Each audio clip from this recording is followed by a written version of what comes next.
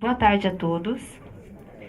Eu, Vivian Pamela Viviane de Castro, na qualidade de mestre de cerimônia, dou início à solenidade de outorga do título de professor emérito da Faculdade de Filosofia, Letras e Ciências Humanas da Universidade de São Paulo ao professor doutor Reginaldo Prandi. Para compor a mesa, convidamos professora doutora Maria Arminda do Nascimento Arruda, diretora da Faculdade de Filosofia, Letras e Ciências Humanas da Universidade de São Paulo.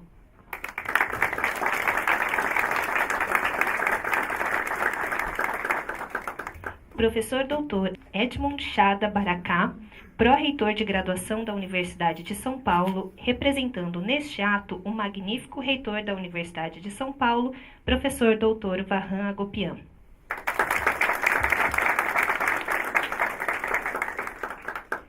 Professor doutor Paulo Martins, vice-diretor da Faculdade de Filosofia, Letras e Ciências Humanas da Universidade de São Paulo.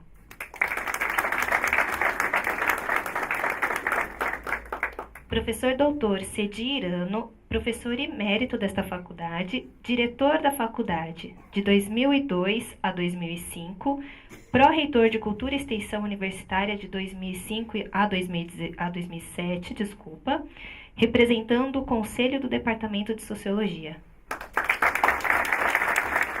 Professor doutor Rui Gomes Braga Neto, chefe do Departamento de Sociologia da Faculdade de Filosofia, Letras e Ciências Humanas da Universidade de São Paulo.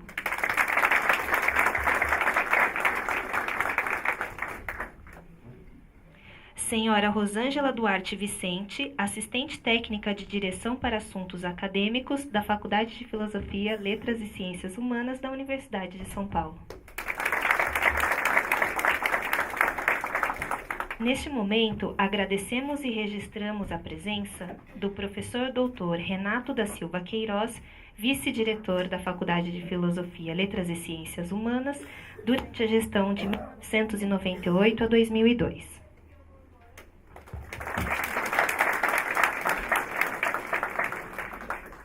Senhor Fernando Augusto Francisco Alves, representando o Dr. Fábio de Sales Meireles, presidente da Faculdade Anchieta.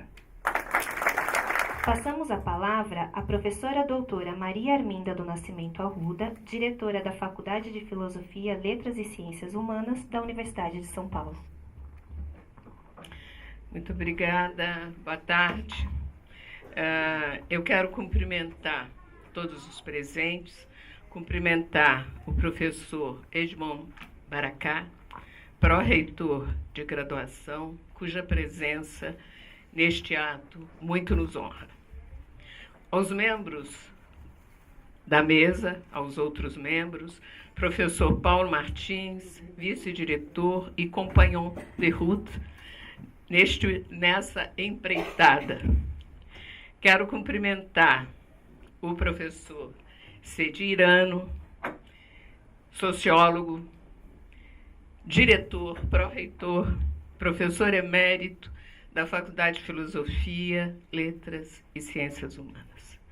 Quero cumprimentar o professor Rui Braga Neto, chefe do Departamento de Sociologia.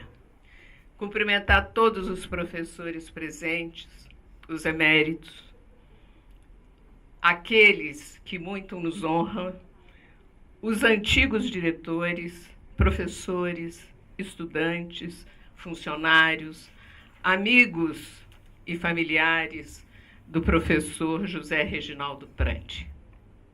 É com alegria que presido, não só por dever de ofício, mas com grande contentamento, a cerimônia de outorga do justo título de professor emérito ao professor José Reginaldo Prandi. Professor Reginaldo, o 12º emérito da Sociologia no transcurso desses 84 anos, parceiro de uma aventura institucional, era professor já altamente distinguido quando eu me tornei professora de Sociologia nos idos de 1988, 1989, já faz tempo. Desde aquela época, as nossas relações foram sempre estreitas e de colaboração. Nesse contexto, essa cerimônia tem para mim especial significação, pois permite-nos celebrar um colega que todos reconhecemos como sendo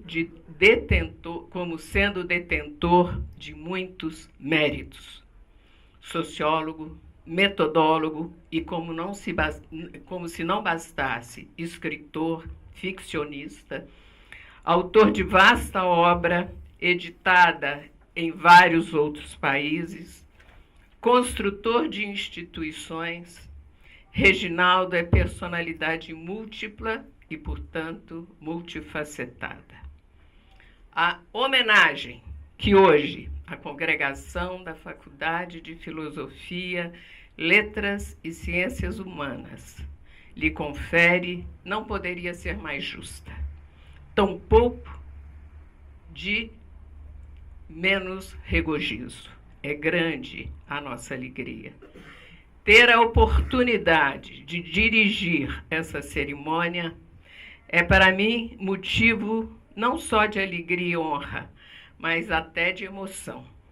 Ao prestar essa homenagem a esse grande cientista social e intelectual distinguido, posso não só celebrar um amigo, privilégio nem sempre comum nas nossas vidas institucionais, e mais um privilégio que neste momento eu compartilho com vocês. O Departamento de Sociologia, vários os professores da casa aqui presentes, do qual nós todos aqui, eu, professor Cedi e professor Rui, pertencemos, muito deve à atuação do professor José Reginaldo Prandi. Por isso, todos nós, professores da casa, lhe somos devedores.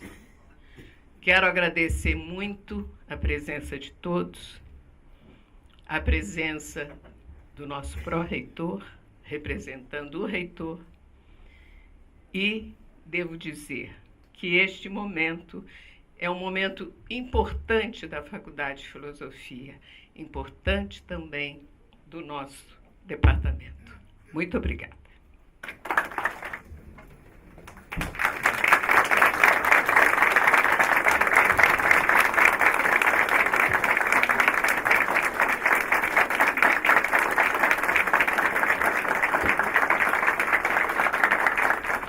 Passamos a palavra à senhora Rosângela Duarte Vicente, assistente técnica de direção para assuntos acadêmicos da Faculdade de Filosofia, Letras e Ciências Humanas da Universidade de São Paulo, para a leitura do termo oficial de outorga do título. Boa tarde a todos. Boa tarde. Termo de concessão do título de professor emérito ao professor doutor José Reginaldo Prandi. A Congregação da Faculdade de Filosofia, Letras e Ciências Humanas da Universidade de São Paulo, em sessão de 5 de junho de 2018, considerando os elevados méritos do docente e os relevantes serviços prestados pelo professor Dr. José Reginaldo Prandi, resolveu outorgar-lhe o título de professor emérito desta faculdade. Nesta data, em sessão solene, a ilustríssima senhora professora doutora Maria Arminda do Nascimento Arruda, diretora desta faculdade, no uso de suas atribuições legais, nos termos do artigo 93 do Estatuto da Universidade de São Paulo, e tendo em vista a deliberação da congregação acima mencionada, fará a entrega ao homenageado do diploma alusivo do título. Antes, porém, e após a leitura deste termo, o ilustríssimo senhor professor Dr. Rui Gomes Braga Neto, docente do Departamento de Sociologia e representante da congregação da Faculdade de Filosofia, Letras e Ciências Humanas da Universidade de São Paulo, saudará, em nome da congregação, o professor Dr. José Reginaldo Prandi. E para constar, eu, Rosângela Duarte Vicente, assistente técnico de direção para assuntos acadêmicos, lavro o presente termo, que será assinado pela presidente da sessão, professora doutora Maria Arminda do Nascimento Arruda, pelo homenageado e pelas demais autoridades que compõem a mesa dos trabalhos. São Paulo, aos 5 dias no mês de junho do ano de 2018.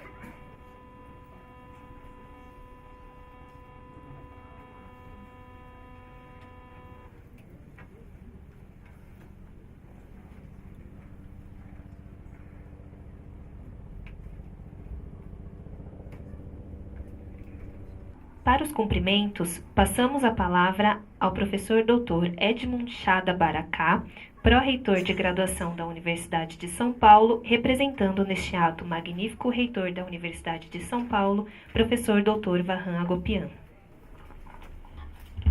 Boa tarde. Gostaria inicialmente de cumprimentar a professora Maria Arminda do Nascimento Arruda, muito digna diretora da Faculdade de Filosofia, Letras e Ciências Humanas da Universidade de São Paulo, de igual modo vice-diretor da faculdade. Também o professor Cedi Irano, professor emérito e ex-diretor dessa casa, professor Rui Braga Neto, chefe do Departamento de Sociologia, senhora Rosângela Duarte Vicente, assistente técnica para assuntos administrativos, acadêmicos, e, muito especial, o professor José Reginaldo Prandi, homenageado com muito mérito com o título de professor emérito dessa faculdade. Eu estou aqui representando o magnífico reitor, professor Vahan Agopian, que por motivos alheios à sua vontade não pôde comparecer, mas para mim é uma honra muito grande, não só pela cerimônia em si, pelo currículo altamente relevante do professor Reginaldo Prandi, nos seus vários aspectos, tanto intramuros e extramuros, mostrando que a transdisciplinaridade deve fazer parte sempre da Universidade de São Paulo, e é o tema do nosso congresso de graduação desse ano, nos dias 4 e 5 de julho. Mas manifestar também minha satisfação, pois é a primeira vez que eu venho nessa faculdade. Então, nós, juntamente com a pró-reitora adjunta, nós viremos aqui para conversar sobre assuntos acadêmicos ligados aos cursos de graduação dessa faculdade. Não agendamos ainda a reunião, mas eu fiquei muito feliz dessa reunião ocorrer depois dessa cerimônia de hoje. Pude vir aqui por um motivo nobre, onde um professor já emérito pela excelência de suas qualificações, do trabalho que desenvolveu nessa universidade e também fora dela. Então, um prazer muito grande estar aqui representando o reitor, e trago o abraço dele ao professor Prandi e à diretora dessa casa. Muito obrigado, professora. Para os cumprimentos, passamos a palavra ao professor Dr. Cedi Irano, professor emérito, representando o Conselho de Departamento de Sociologia da Faculdade de Filosofia, Letras e Ciências Humanas da Universidade de São Paulo.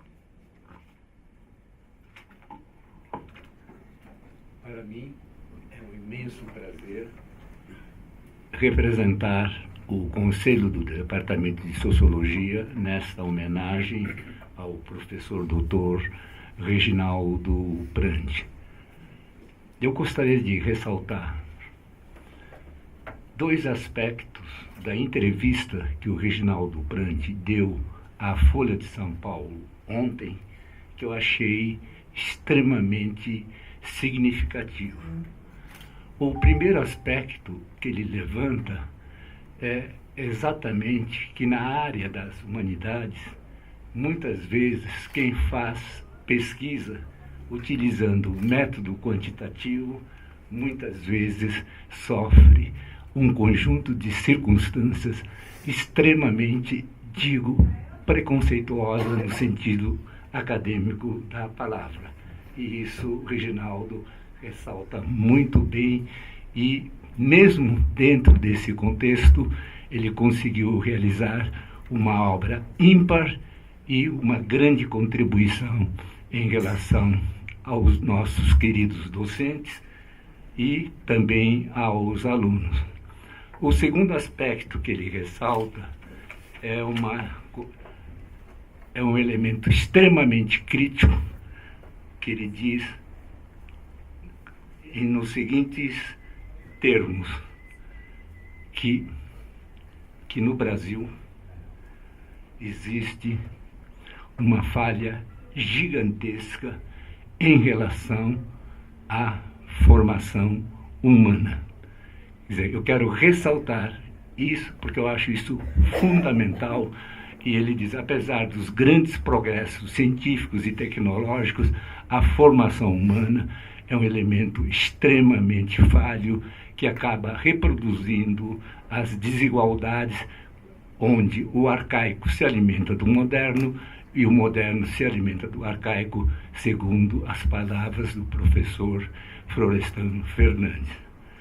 A propósito disso, eu gostaria de lembrar o professor Lévi-Strauss, que foi o primeiro professor de Sociologia da Cultura, e o Reginaldo, como faz Sociologia da Religião, ele também é um professor da Sociologia da Cultura, e que nem sempre quem faz Sociologia da Religião é reconhecido como sociólogo da cultura. Então, eu gostaria de dizer que o professor Lévi-Strauss, que foi professor de Sociologia nesta casa em 1935, depois ele foi para Paris, foi para a New School de Nova York e depois esteve várias vezes no Japão. E por ter estado nos Estados Unidos e ter estado no Japão, ele ressalta que os Estados Unidos da América é um país riquíssimo em recursos naturais, mas pobre em termos de população. E comparando com o Japão, ele diz que o Japão é um país que não tem quase nenhum recurso humano, mas é um país muito rico em termos de formação da população. É exatamente este ponto que o Reginaldo Prandi ressalta de uma forma exemplar, tentando mostrar que o Brasil precisa caminhar para que a maior riqueza do povo brasileiro e, portanto, do Brasil, seja a sua população. E como o professor Reginaldo também é um grande educador, e como educador, ele ressaltou, em poucas palavras na entrevista, um aspecto fundamental dentro do Brasil. Era isso que eu queria dizer e ressaltar o que o Reginaldo Prandi realmente apontou. E gostaria também, como amigo pessoal do Reginaldo Prandi, de que o Reginaldo é uma figura humana ímpar, dotado de uma extrema generosidade. Ele tem um espírito solidário incrível, né? E me permita relatar um fato que aconteceu na minha vida.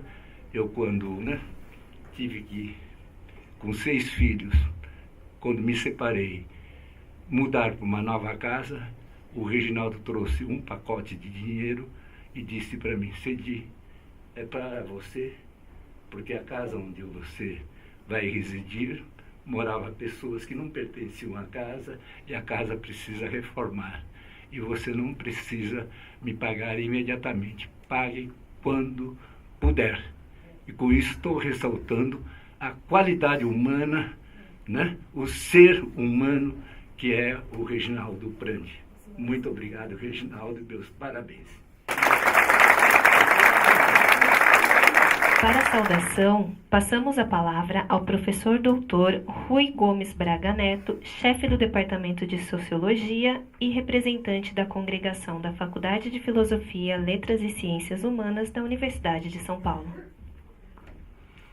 Bem, boa tarde a todos e todas. Eu não poderia deixar de começar a minha tarefa prazerosa de saudar o professor Reginaldo Prandi, cumprimentando a mesa, professora Maria Minda, diretora aqui da faculdade, professor Bracá, pró-reitor de graduação, professor Cedi, professor Paulo Martins, Vivian, Rosângela, cumprimentar a todos os presentes, o público distinto, e dizer, em primeiro lugar, que evidentemente um enorme prazer para mim, pessoalmente, estar aqui para saudar o professor Reginaldo, dizer que eu conversei um pouco com o Reginaldo por esses dias, não vou dar aqui nenhum spoiler, como dizem atualmente, mas como eu fiquei sabendo do teor da fala do professor Reginaldo, eu decidi que faria, enfim, uma saudação mais focada em aspectos que são aspectos da biografia intelectual, da trajetória institucional intelectual do professor Reginaldo Prandi. Eu tive a oportunidade, em algumas vezes, de entrevistá-lo, mais ou menos longamente. Uma dessas entrevistas, inclusive, foi gravada e está no site do Departamento de Sociologia. E, com base em algumas informações que eu fui recolhendo, conversas com o Reginaldo, conversas com seus orientandos, eu redigi um pequeno texto que eu gostaria de ler, para que não me esqueça de nenhum detalhe mais ou menos relevante. Bem, sociólogo graduado pela Fundação Santo André e especialista em demografia pela USP, o professor Reginaldo ingressou no curso de pós-graduação em Sociologia do antigo Departamento de Ciências Sociais, aqui da Faculdade de Filosofia, em 1971, ou seja, no primeiro ano de funcionamento do atual regime de pós-graduação. Ainda cursando a graduação, participou de projetos de pesquisa dirigidos por professores aqui da USP, entre os quais José de Souza Martins, do antigo Departamento de Ciências Sociais, e Elza Bercó, Cândido Procópio Ferreira de Camargo, professor Paulo Singer, Eunice Pinho e Maria Estela Levi, esses do Centro de Dinâmica Populacional do antigo Instituto de Higiene, hoje Faculdade de Saúde Pública da Universidade de São Paulo. Em 1970, professores aposentados compulsoriamente pela ditadura militar fundaram o SEBRAP, Centro Brasileiro de Análise e Planejamento. Reginaldo Prandi, que já trabalhava como estagiário com Elza Bercó e Procópio Camargo, passou a fazer parte do SEBRAP desde o primeiro momento dessa instituição, consolidando ali sua formação teórica e de pesquisa.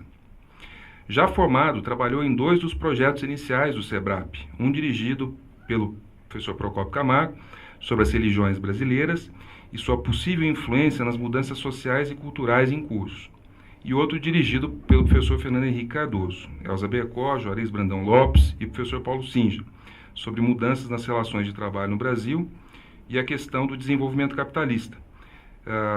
Esse com pesquisa de fontes secundárias e pesquisa de campo em Salvador. Salvador foi o estudo de caso, enfim, destacado num dos capítulos desse livro do professor Reginaldo. Projetos que duraram anos e ensejaram a produção de dissertações e teses de vários pesquisadores júniores do SEBRAP. Lembrando que o professor Fernando Henrique fez o prefácio do livro, né? Depois eu retomo isso.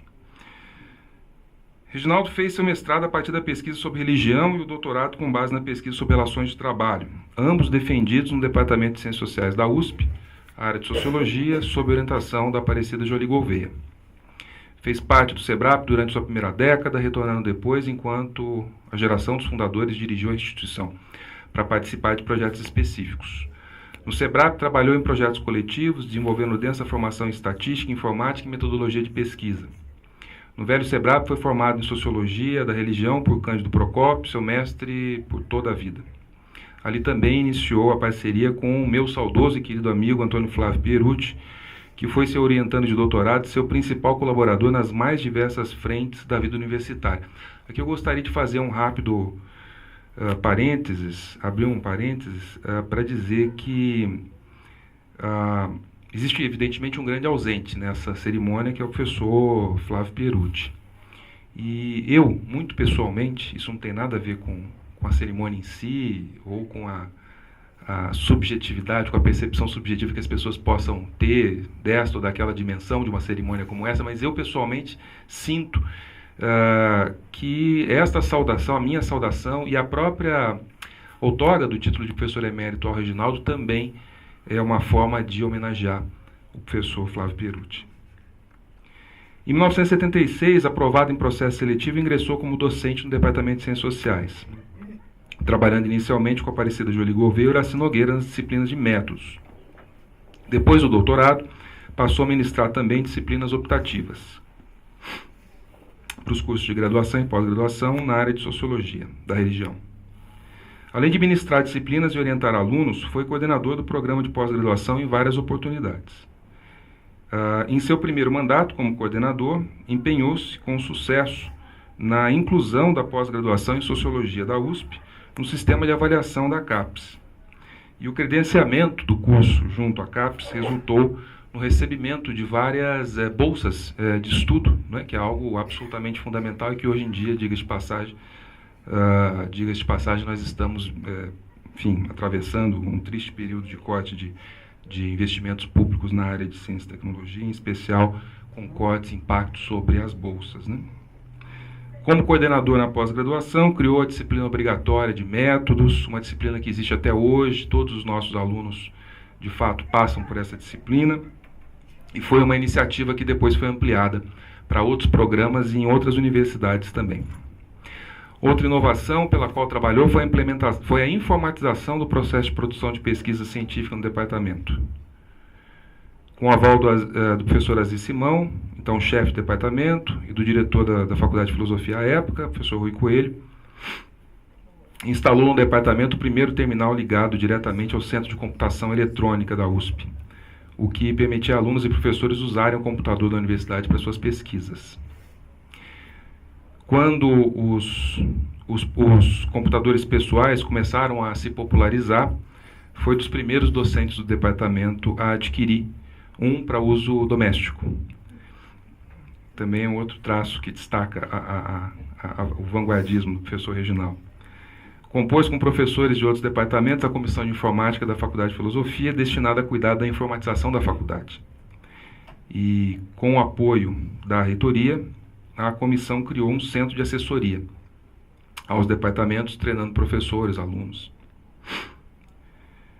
Bem, fora da USP, o professor Reginaldo exerceu atividades consideradas profissionais ou técnicas não acadêmicas, como inclusive foi bem lembrado pelo professor Cedi Irano, né, resgatando a entrevista do professor Reginaldo essa semana na Folha de São Paulo, contribuindo para que o mercado de trabalho viesse a reconhecer o valor do trabalho técnico, propriamente falando, do sociólogo.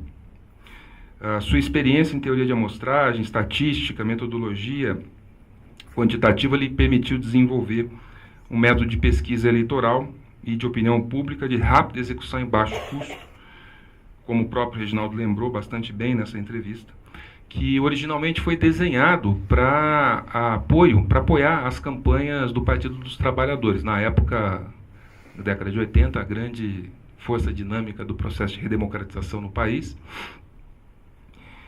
E posteriormente esse método foi adotado pelo Instituto na formação do Instituto Datafolha, né, órgão vinculado à Folha de São Paulo. Desde o começo, a divulgação de pesquisa do Datafolha pelo jornal trazia informações sobre o método usado, que incluía a margem de erro e intervalo de confiança das amostras, né, com explicação sobre o que se tratava, enfim, essa dimensão mais técnica propriamente da pesquisa, né. E esses conceitos, que são fundamentais para o controle, né, do valor das amostras, enfim, do tipo de opinião que se extrai dali, né, foram divulgados de maneira ampla, passando a fazer parte obrigatória do tipo de relatório que se produz hoje, em termos de pesquisa de opinião. Outros institutos, também privados, que operavam na época, acabaram se vendo, na realidade, obrigados a adotar modelos de amostragem que são compatíveis, né, com a metodologia de base científica, que o professor Reginaldo ajudou a fundamentar. Hoje, por exemplo, margem de erro e intervalo de confiança fazem parte no Brasil do linguajar, de quem quer que se interesse, né, por pesquisas de opinião, pesquisas eleitorais e assim por diante. Reginaldo Prandi fez parte de diferentes órgãos no interior da faculdade. Inicialmente o de Ciências Sociais, depois o de Sociologia. Foi presidente da área de Sociologia da CAPES e membro do Comitê de Ciências Sociais do CNPq, além de ter atuado durante muitos anos, né, na Associação Nacional de Pós-Graduação em Pesquisa em Ciências Sociais, ocupando inúmeras funções e cargos dentro da ANPOX. Além disso, o professor Reginaldo foi professor visitante em universidades estrangeiras, dentre as quais a Universidade de Buenos Aires, Colégio do México, Universidade La Sapienza, Roma I, Universidade de Nova York, Gênova, Berlim e tantas outras. Além de ter sido no Brasil professor da PUC de São Paulo, ministrando conferências e cursos em várias universidades, instituições universitárias e não universitárias. Muitos de seus ex-orientandos hoje se destacam no mundo todo, enfim, em várias dessas universidades, como sociólogos de primeira linha, liderando pesquisas, projetos, departamentos e assim por diante. Até onde eu sei, o professor Reginaldo publicou 37 livros. Pode ser que essa conta tenha sido modificada mais recentemente, mas que eu me lembro, que eu contei, foram 37, dos quais 20 livros continuam ainda em catálogo, alguns com inúmeras reedições, tendo alcançado em 2016 a cifra de 1 milhão de livros vendidos, quantia que se deve, de fato, aos livros voltados ao público infantil e juvenil, nos quais trata da divulgação de material colhido em pesquisa de campo e pesquisa bibliográfica, em inúmeros projetos de pesquisa científica. Esse tipo de atividade literária levou a produzir também obras em que o sociólogo dá lugar ao ficcionista. Vários desses livros vêm sendo adquiridos por programas governamentais para distribuição em escolas e bibliotecas do país. Igualmente, tem sido significativa a adoção desses títulos por escolas do ensino fundamental e médio, como material paradidático. É curioso que eu costumo brincar aqui na minha casa, né? Eu tenho esposa e 2 filhas, e o professor Reginaldo é, de longe, o meu colega mais lido, porque a minha esposa adora os romances policiais, né? Em especial Morte nos Búzios, né? E as minhas filhas amam os títulos infantis, né? Que, inclusive, foram introduzidos, né? No universo delas pela escola, que fez a indicação de um desses livros, e como elas gostaram muito, a gente acabou comprando os outros, né? A escola tinha indicado Minha Querida Assombração, e depois nós compramos também jogos de escolhas, Feliz Aniversário, enfim, e o universo das aventuras dos 4 irmãos e o pai Paulo, né? Passaram a fazer parte do universo delas. O Minha Querida Assombração, eu me lembro que as crianças eram um pouco menores, eu lia à noite, né, para elas antes de dormir. E a Nina hoje adorou o Aimó, né, que é uma história um pouco mais triste, eu diria, num certo sentido, pelo menos aos olhos da minha filha, mas que ela também se encantou bastante. O escritor, contudo, não tomou o lugar do sociólogo, né? Passou a frequentar salões literários, mas não deixou de ir a congressos científicos. Assumiu encontros frequentes com seu público infantil em escolas e festivais, não abandonando, evidentemente, as atividades de cunho universitário, né? E continua, enfim, com seu projeto de pesquisa financiado pelo CNPq e com uma produção muito regular de artigos, capítulos e livros, enfim, apoiados aí nos seus interesses de pesquisa, especialmente sobre as religiões afro-brasileiras, o catolicismo, o catecismo e religiões evangélicas. Em menor número, publicou também livros e artigos nas áreas de Sociologia do Trabalho, Sociologia da Educação, Sociologia Rural e Metodologia de Pesquisa. No tocante à minha própria especialização, a Sociologia do Trabalho, eu gostaria de observar que o livro do professor Reginaldo, publicado em 78, intitulado Trabalhador por Conta Própria sobre o Capital, esse volume que o professor Fernando Henrique fez o prefácio, tornou-se uma referência obrigatória para todos aqueles que pesquisam as metamorfoses do trabalho precário e informal no Brasil, como é o meu caso, pessoalmente, por ter vinculado nas trilhas abertas pelo professor Chico de Oliveira, pelo professor Paulo Singer, pelo professor Lúcio Kovarik, enfim, a equipe do SEBRAP à época, alguns anos antes, né, a informalidade ao regime de acumulação fordista periférico. No entanto, o Reginaldo soube inovar. Quando você vai fazer uma análise mais detalhada, detida do livro, né, uma coisa que salta aos olhos é o fato de que ele inova teoricamente no início do texto, né, nos primeiros capítulos do texto, explorando as relações entre o trabalhador precário e as transformações da estrutura de classes, né, impulsionada pela urbanização na semiperiferia capitalista, que era um tema bastante frequente do SEBRAP à época, a partir da inspiração trazida pela publicação do capítulo 6º inédito de O Capital de Marx, que o Reginaldo citava numa edição, não existia ainda uma tradução para o português, o Reginaldo citava numa edição espanhola, em sua abertura para pensar as formas heteróclitas de acumulação por meio de espoliação do trabalho, que é um tema, diga de passagem, atualíssimo, né?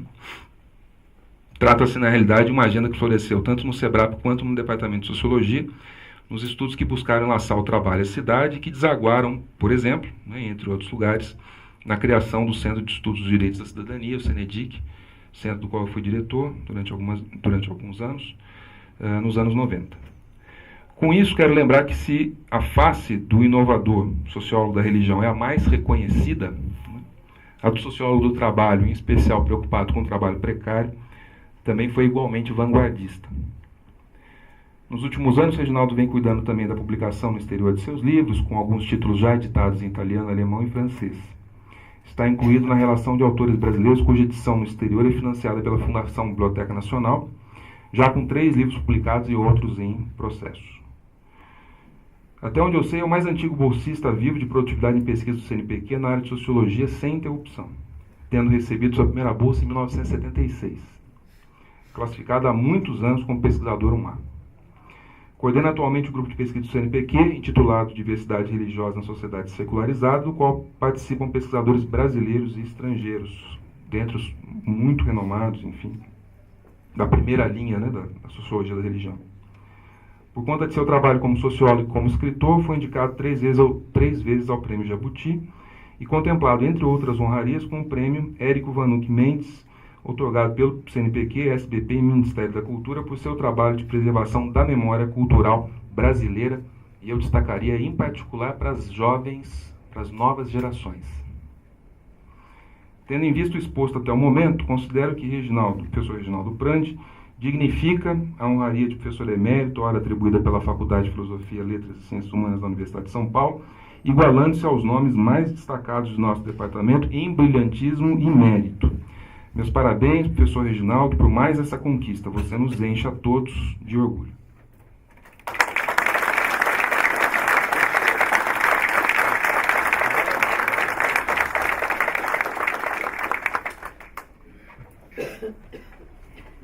Neste momento, a professora doutora Maria Arminda do Nascimento Arruda, diretora da Faculdade de Filosofia, Letras e Ciências Humanas da Universidade de São Paulo, faz a entrega do diploma do título outorgado pela congregação da Faculdade de Filosofia, Letras e Ciências Humanas da Universidade de São Paulo ao professor doutor Reginaldo Prandi. Desculpa.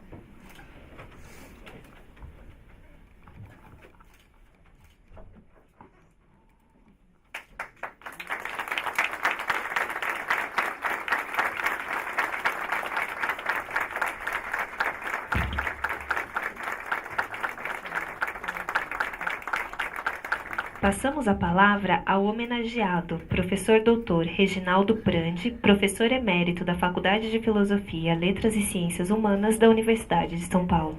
Excelentíssimos senhores professores e doutores que compõem essa mesa, Maria Arminda do Nascimento Arruda, nossa diretora, professor Edmundo Chadbach, que representa a reitoria, professor Paulo Martins, nosso vice-diretor, Rui Gomes Braga Neto, chefe do nosso departamento, o professor Cedirano, também emérito, que representa o conselho do departamento, a ilustríssima senhora Rosângela Duarte Vicente, que é a nossa assistente técnica para assuntos acadêmicos e foi a responsável por cuidar de todos os trâmites dessa cerimônia, né?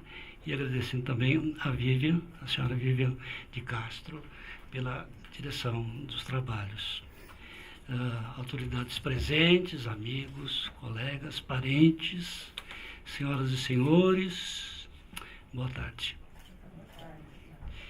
Bom, é fácil saber que esse é um momento de alegrias e de lembranças.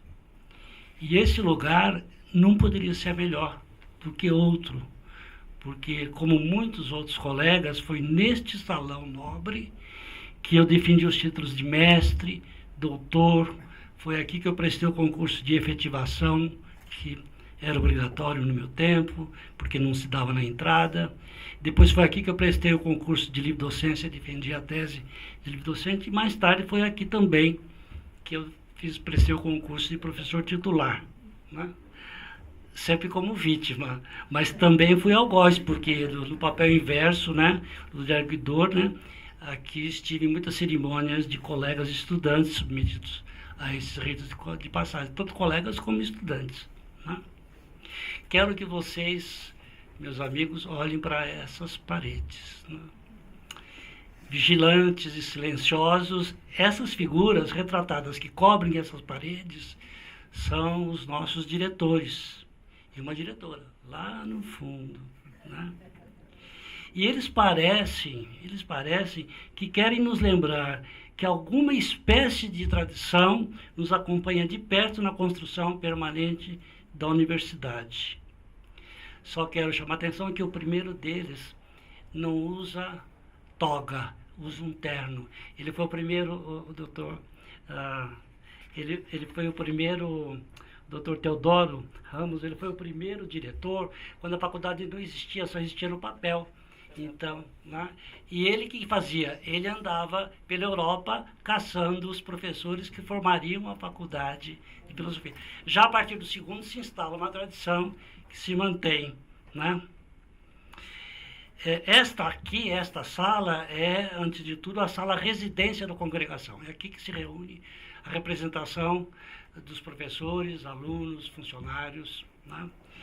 E que é uma espécie de assembleia de representantes que ampara a ação do diretor, ou nesse caso da nossa diretora, para governar a faculdade, né? Esse ambiente, os diferentes atos que aqui ocorrem, muitos são solenes, podem ser vistos como peça da memória de carreiras pessoais, como essa, ou então da memória das nossas instituições e da própria universidade e universidade brasileira. Memória que muitas vezes se casa com alguma ficção, como atestam os próprios quadros nessas paredes, onde mesmo os diretores que pertencem a um período em que o uso das becas já havia sido abolido nesta faculdade, continuam a ser retratados com esta vestimenta que simboliza autoridade, hierarquia e saber. Porque nós sabemos que é assim que se constrói e se alimenta a tradição. Agora, de um outro modo, visto de um outro lado, e com outros personagens, mas com os mesmos riscos de empréstimos ficcionais, a cerimônia de que participamos hoje talvez tenha papel semelhante ao da coleção de quadros que nos emolduram neste salão. Costurar com outra linha, amarrar com outro nó, uma tradição refeita a cada nova geração e circunstância, que possa nos oferecer um esboço contínuo de identidade compartilhada e dotar de sentido o labirinto em que nos metemos na vida acadêmica, à procura de uma verdade que é sempre provisória, sempre superada, ainda assim uma etapa muitas vezes necessária para o que vem adiante. Em quase meio século de carreira profissional, vi desmoronarem paradigmas dominantes e verdades incontestes. E hoje, certamente, sabemos, mesmo assim, sabemos mais do que sabíamos ontem. E amanhã saberemos mais do que sabemos hoje. Seguindo esse movimento, a promoção na carreira acadêmica é marcada pela obtenção de títulos e cargos que supõem a produção de algum avanço no conhecimento, mas que também indicam etapas sucessivas de compromisso e identidade com a instituição. O título de professor emérito, por sua vez, é atribuído a um professor aposentado, como eu, que já deu talvez o seu melhor. Sua escolha não depende de um concurso, não depende de uma produção, não depende de um objeto do conhecimento mostrado. Sua escolha se faz por meio do voto daqueles que representam a instituição. E por isso eu acho que o título que é atribuído a poucos acaba, no final, pertencendo a todos. Ao me ver incluído assim, pela generosidade dos meus pares, na lista dos professores eméritos dessa faculdade, há uma controvérsia se são 60 ou 61, mas estamos por ali, que reúne, uma faculdade que reúne 11 departamentos. Eu gostaria de ao menos relembrar os nomes dos que compõem a galeria dos pertencentes ao departamento de Sociologia, do qual faço parte, e do qual me torno hoje o 12º professor elevado a essa dignidade. O atual Departamento de Sociologia, como muitos sabem, ele nasceu das antigas cadeiras de Sociologia 1 e 2 da Faculdade Antiga de Filosofia, Ciências e Letras, hoje, né, transformado em Faculdade de Filosofia, Letras e Ciências Humanas, e que funcionou há muitos anos, né, como uma das áreas do Departamento de Ciências Sociais. Quando eu entrei, a gente tinha um departamento de Ciências Sociais dividido em 3 áreas, que foi desmembrado em 87 nos departamentos de Sociologia, Ciência Política e Antropologia. Então, para mim, lembrar os nomes e algumas coisas desses professores eméritos que fazem parte, ou que fizeram parte do Departamento de Sociologia, ou seus arranjos institucionais anteriores, me faz recordar momentos decisivos, lições aprendidas e dádivas talvez imerecidas na costura da minha própria formação como sociólogo desta casa. O professor Rui Braga, chefe do meu departamento, amigo querido, já deu conta da minha biografia acadêmica ao me apresentar, até com exageros nos elogios. Por isso eu não vou falar da minha carreira, né? Mas vou ter que repetir alguns momentos dela para poder contextualizar os meus encontros com esses 11 docentes do meu departamento que me precedem nessa honraria. Eu tenho certeza que a maioria dos presentes, embora familiarizados com a sociologia, com a nossa tradição, etc., desconhece essa lista, né? Porque se passaram muitos anos desde 1934. Devo adiantar desde já, para ser justo, que o mérito de cada um deles, evidentemente, independe de minha existência. Sua contribuição ao desenvolvimento da sociologia e da Universidade Brasileira não se resume, de jeito nenhum, ao pouco a que me refiro aqui. Eu vou apenas citar alguns fatos e obras desses professores para ilustrar a minha relação com cada um deles. Eu vou pedir até um pouco de paciência, porque eu vou falar dos 11, né, que estão comigo agora nessa lista, né? E eles são os seguintes, pela ordem cronológica do ano, do momento da outorga desse título, né? O primeiro foi o professor Fernando Azevedo, que recebeu o título em 64, 30 anos depois da fundação da faculdade, evidentemente porque esse título é atribuído a um aposentado, e ele é um dos fundadores, mas ele tem que trabalhar 30 anos, né, para começar a dar origem a essa lista. Em segundo lugar, professor Florestan Fernandes, agraciado em 85. Depois, professor Azir Simão, homenageado em 87. Professora doutora Marisaura Pereira de Queiroz, em 1990. Professor Dr. Fernando Henrique Cardoso, em 1992. Professor Donald Pearson, que recebeu o título em 1993. Professor Dr. Horaci Nogueira, que foi feito professor emérito em 1994. Professor Dr. Otaviani, em 1997. Professor Dr. Francisco Maria Cavalcante de Oliveira, em 2008. Professor Dr. José de Souza Martins, homenageado em 2008. E professor Cedirano, que recebeu em 2010, que era o caçulinha da lista, mas que agora perde o lugar para mim.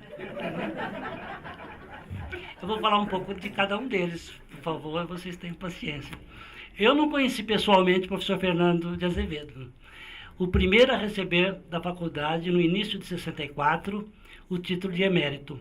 Ele foi um dos fundadores da faculdade da USP, catedrático em Sociologia 2, foi diretor da faculdade, está ali o quadro dele, daqui para o terceiro.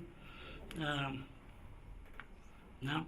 Ele foi o fundador da SBS, a Sociedade Brasileira da Sociologia, que ele dirigiu durante muito tempo e organizou o seu primeiro congresso.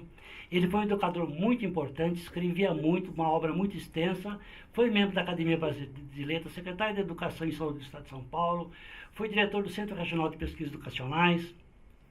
Com os professores da chamada Missão Francesa, trazida pelo primeiro, Fernando de Azevedo ajudou a formar na antiga Faculdade de Filosofia as primeiras gerações de sociólogos e demais cientistas sociais brasileiros. Falando de mim, aos 15 anos de idade, eu iniciei em São José do Rio Preto, interior de São Paulo, o curso científico, que era uma modalidade do ensino médico de ensino médio na época. Estudava no Instituto de Educação Monsenhor Gonçalves, que era a única escola pública da região que oferecia os cursos de nível colegial, assim chamado ensino médio na época. E para isso eu tinha que viajar todo dia de jardineira. Eu ia de Potirendaba para Rio Preto e voltava, porque eu nasci e me criei nessa cidade do interior, perto de Rio Preto, e tinha que enfrentar todo dia uma estrada de terra que ou tinha muita poeira ou tinha muita lama, dependendo da estação. No primeiro ano do curso científico, né, o que era voltado especialmente para a matemática, ciências físicas e biológicas, a gente também estudava filosofia. E a professora dessa disciplina, que tinha sido formada na Faculdade de Filosofia da USP, tinha sido aluna de Fernando de Azevedo, nos dava noções de filosofia e sociologia.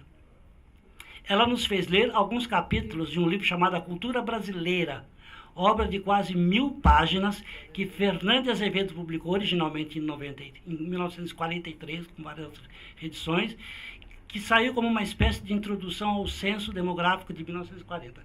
Na verdade, foi pedido a ele que organizasse e executasse e dirigisse o recenseamento, mas ele disse que ele, infelizmente, não dispunha de tempo para isso, se ofereceu fazer uma pequena introdução e escrever um livro de 1000 páginas. Este foi meu primeiro contato com a sociologia, portanto, meu contato com Fernando de Azevedo, minha primeira leitura de um ensaio sociológico que pretendia explicar a formação da sociedade brasileira. Mas isso ficou para trás, porque o curso científico que eu fazia acabou sendo o caminho que me levaria a cursar medicina veterinária na USP, em São Paulo, ainda nas instalações da Rua Pires da Mota, na Aclimação. E aí, anos depois, eu voltei a reencontrar-me com o livro A Cultura Brasileira e com Fernando de Azevedo, depois de ter desistido da Faculdade de Medicina Veterinária e depois de ter concluído o curso de graduação em Ciências Sociais na Fundação Santo André. E depois, foi nessa época, que reli Fernando de Azevedo quando já trabalhava no SEBRAP, o Centro Brasileiro de Análise e Planejamento, onde nós líamos o que de mais importante se escrevera sobre a sociedade brasileira. Nós estávamos no começo da década de 70, finzinho da de 60. O SEBRAP havia sido recém-fundado por professores caçados pela ditadura militar, com base no tenebroso ato institucional número 5, juntamente com alguns professores não caçados que o seguiram, que já eram amigos de longa data, tinham projetos em comum e muitas leituras em comum. Numa casa na Rua Bahia, esses professores expulsos da universidade puderam dar continuidade às suas pesquisas científicas interrompidas com a saída obrigatória da universidade. Nos últimos anos de graduação, ainda estudante, eu havia trabalhado num projeto de alguns professores da USP, tendo à frente a professora Elza Salvatore Bergó, catedrática de Bioestatística da hoje Faculdade de Saúde Pública da USP, diretora do Centro de Estudos de Dinâmica Populacional da mesma faculdade, onde também estudei. Quando Elza e outros professores desse grupo foram aposentados pela ditadura militar e se juntaram no SEBRAP, eu os acompanhei como auxiliar técnico e ali permaneci como pesquisador depois de formado. No SEBRAP, nos primeiros tempos, tudo que se relacionava à questão do subdesenvolvimento, que já falou um pouco disso, né, das mudanças sociais, da modernização e da marginalidade social, também referido ao problema político e ao tema da transição demográfica, tudo isso era objeto de indagação e estudo, que incluía classes sociais, Estado de governo, partidos políticos, relações de trabalho, sindicatos, família, religiões, artes, educação. Ainda não haviam surgido no Brasil os movimentos sociais, nem as comunidades eclesiais de base, e muito menos as organizações não governamentais. Mas a sociedade mudava, e o proletariado já chegava ao campo com o surgimento dos boias frias. E as multinacionais encurralavam o empresariado nacional e dominavam o processo de acumulação capitalista, que se tornava um processo internacional. Era quando a gente finalmente lia escondido né? A luz da vela, depois que apagava a luz, né? As famosas obras leninistas sobre o imperialismo financeiro, né? Capital financeiro, que era proibidíssimo pela ditadura. Quem fosse encontrado com esses livros era imediatamente preso. Na classe média, nessa época, surgia uma nova figura, que não fazia pauta antes da agenda da sociologia do trabalho, os executivos. Né? Mudava a feição da classe média. E todo mundo passava a ter conta no banco, pela primeira vez. Né? Em globalização não se falava, não era uma coisa ainda da época. Né? Apenas para localizar um pouco vocês, que eu estou falando de coisas mais antigas. Minha formação básica tinha sido em Santo André, e ela foi marcada pela obra do professor Florestan Fernandes. Seus livros, Fundamentos Empíricos da Explicação Sociológica, dificílimo de ler, e Sociedade de Classes e Subdesenvolvimento, eram livros que consumiam nossas mal dormidas noites de estudante. Anos depois, quando eu já estudava as religiões de origem africana no Brasil e tinha que me enfrentar com a questão do lugar da população negra e suas tradições recriadas na sociedade do branco, a leitura de A Integração do Negro na Sociedade de Classes, do Florestan, e Relações Raciais entre Negros e Brancos em São Paulo, de Florestan e seu mestre, Roger Bastide, que é um dos pioneiros da missão e membro da missão francesa. Esse livro, né, guiou praticamente meus primeiros... Esses livros e Roger Bastide guiaram praticamente meus primeiros passos nas pesquisas das religiões afro-brasileiras, porque significavam uma ponte confiável para atravessar o vão movediço das relações raciais e enfrentar as contradições brotadas da formação e da propagação das religiões de origem negra num Brasil preconceituoso que se imaginava branco, católico e cordial. Caçado pela ditadura, Florestan Fernandes, ex-catedrático de Sociologia da Faculdade de Filosofia da USP, não se juntou aos quadros do SEBRAP, mas havia sido o formador de vários dos seus membros. 4, 5, 6 fizeram doutorado com ele. De modo que seu pensamento esteve muito presente naquela instituição que eu frequentava, onde trabalhava, e que foi uma espécie de USP no exílio dentro do próprio país. A esse exílio depois se juntaram professores de outras universidades e também de outros estados. Nós tínhamos até gente caçada vinda do Pará, que foi se refugiar no SEBRAP para poder ter liberdade de pensamento. Meu contato pessoal com Florestan Fernandes foi esporádico. Na maior parte das vezes, como ouvinte de suas concorridas conferências. Uma vez, logo no começo da abertura, ele fez uma grande conferência no Anhembi, acho que foi Anhembi, e eu fui buscá-lo de carro em sua casa para levar até lá. A gente estava saindo, quando ele voltou para trás e disse, não, eu preciso passar um pano no meu sapato, porque eu estou parecendo aquilo, como diz mesmo, como é que vocês dizem? Eu disse, hippie? Eu estou parecendo um hippie. Eu falei, mas o senhor é muito vaidoso, professor. Diz, não, a gente tem que posar, porque acusam a gente de comunista, né, de bandido. Então, agora, se me chamarem também de hippie, vai ficar muito pesado. Então, ele foi com o sapato bem arrumadinho e fez grande sucesso, como sempre fazia, né? Bom, o título de professor emérito ao professor Florestan Fernandes, com quem convivi pouco, foi atribuído em 1985, né, ano em que o Brasil ingressava no período pós-ditadura militar. E ele foi o segundo professor do departamento a receber esse título. O SEBRAP, onde permaneci até 76, e ao qual voltei depois em diferentes períodos, era presidido nos primeiros anos por Fernando Henrique Cardoso, professor aposentado pelo regime militar de sua recém-conquistada cátedra de Ciência Política na USP. Ele disputou a cátedra com Paula Begman, ele ganhou o título de professor titular, a Paula recebeu o título de professora livre docente. Na mesma lista de cassação que estava o nome de Fernando Henrique, também estava a Paula. Quer dizer, tanto um como o outro não puderam continuar na universidade. Em 62, Fernando Henrique havia publicado Capitalismo e Escravidão no Brasil Meridional, sua tese de doutorado orientada pelo Florestan, na qual se propunha pensar o Brasil como um país da periferia do capitalismo, em que o trabalho escravo se encontrava no lugar que deveria estar o trabalho livre, o proletariado. Quer dizer, como é um capitalismo que não tem trabalho livre, mas tem trabalho escravo? Então como que ficava a questão das classes sociais, dos estamentos, do modo de produção, que vai ser sempre um tema muito prioritário na obra do meu colega Cedi. Né?